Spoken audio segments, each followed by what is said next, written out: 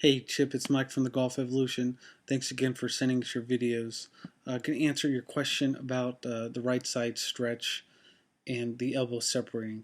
Yeah, I think I definitely agree with you that if you overemphasize it, the elbows can have a tendency to separate, especially the right one, because we want our right elbow or the pressure, if we put a glove or a tee under our right arm, we want that pressure point or that elbow to stay in front of our right side shirt seam for the whole backswing, for the whole swing actually. Because if that elbow gets behind it, that's when our elbows can start to separate, and will make it harder to get the hands ahead at impact, and will cause some compensations. To get you to maybe to feel this piece of keeping the elbows even closer together. This is me on the left. It's a video I did about kind of something else, but just something somebody showed me about how to kind of sequence all this out and to kind of feel where the right elbow can be. So I start from address, and you can stand straight up and have the your hands in front of you, club in front of you, and then you're going to rotate your left arm right about there. You can see I have some bend in my right elbow. Basically, you're just standing straight up and going to rotate your left arm kind of on top of your right. From there, you're going to rotate. Okay. And then from there, you're going to just tilt your left shoulder down. Okay. So, as you can see, my right elbow is, my elbows are pretty close together. My right elbow is in front of my shirt seam, and I'm in a really good position to be able to go forward, keep my right elbow forward in order to create lag, flying wedge, like to call it, the right wrist bend. Again, I'll just kind of go over myself doing that again. I'm standing up.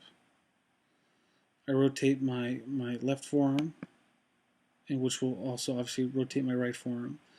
And I'm going to rotate.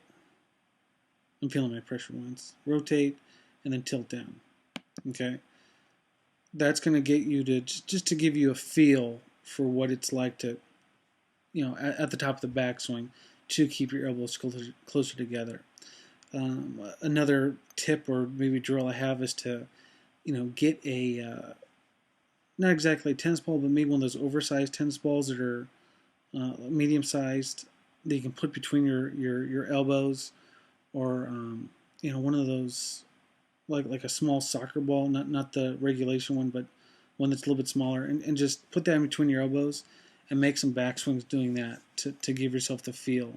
You should definitely will stretch your right side as you're doing this. As you can see from my swing, how I'm extended. My right hip is extended here, and my elbows are, pretty close together. I see that as you take the club back, elbows tend to separate right away. So we have right elbows going a little bit too far behind, and now they've separated even more. Not really a bad position at all, though. You do a lot of good pieces, and there's not a lot to really reconstruct or change. But I'd say continue feeling the elbows stay close together, especially right off the bat. Right about in here, they're not going to separate, not going to separate, not going to separate as you go into the top of your backswing. Okay. Having said that, I'm sure you've heard these pieces. I just want you to be aware of one more piece to work on, and this will help you with your consistency, which might be hurting your driver. You said you're still struggling with the driver.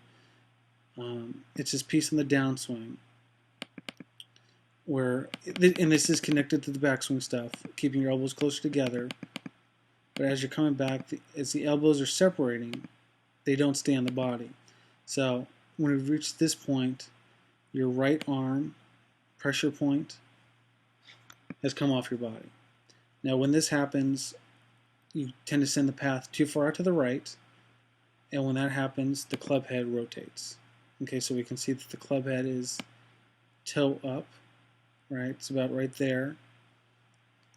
We like to see that club face a little bit more like that, which is more square to the arc. And that's just going to control the club face, controls the rate of closure, which allows us to be a lot more consistent with controlling ball flight and controlling contact.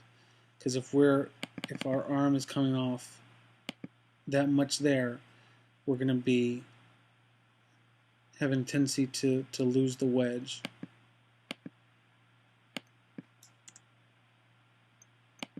I'm just going to pull up your face-on view swing.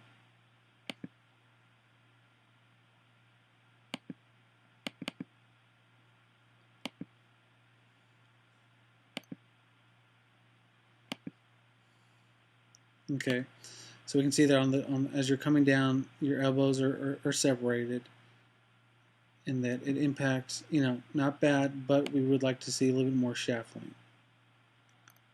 And we can kind of see in here, it's tough to see, but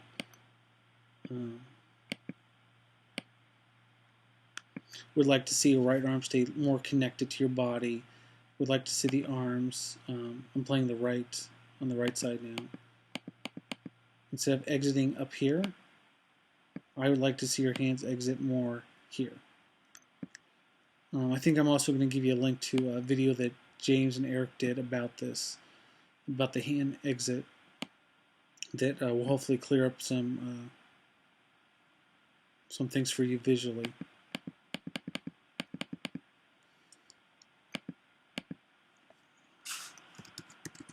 I'm also going to show you a video that I did before I call this pressure point 5, turn the corner. Pressure point 5 just goes to the, me having a glove under my right arm. It's a pressure point of the right arm connected to the, of the armpit. And I have a glove under my right arm here. And you can see I'm swinging it. I'm really feeling that pressure. I'll just play it. This is me making a swing. This is exaggerated to get this feel, but you can see how it impacts. You can see where this club face is. Right, that club face is like that, square to the arc, not like that. Compared to yours on the right, where the elbows separate, club head rotates too much, arms come off the body. Right? You can see my arms are going left or staying on the arc, staying on the circle. My arms are exiting here. Again, this is an exaggerated swing. It's a drill I'm doing with the glove under my right arm. I also have an alignment stick right here. So that basically, if I were to do what you're doing, my hands or my club would run into that blue line.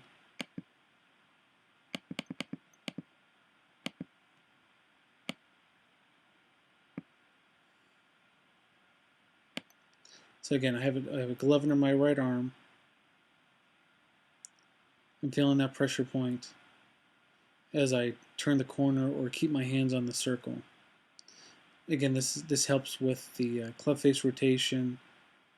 Will help you get more flying wedge because your hands are staying on the circle. They're not flying off too far right, which will tend to rotate the club face too much. And then your exit looks like that. Too high of an exit. Or again, mine is lower.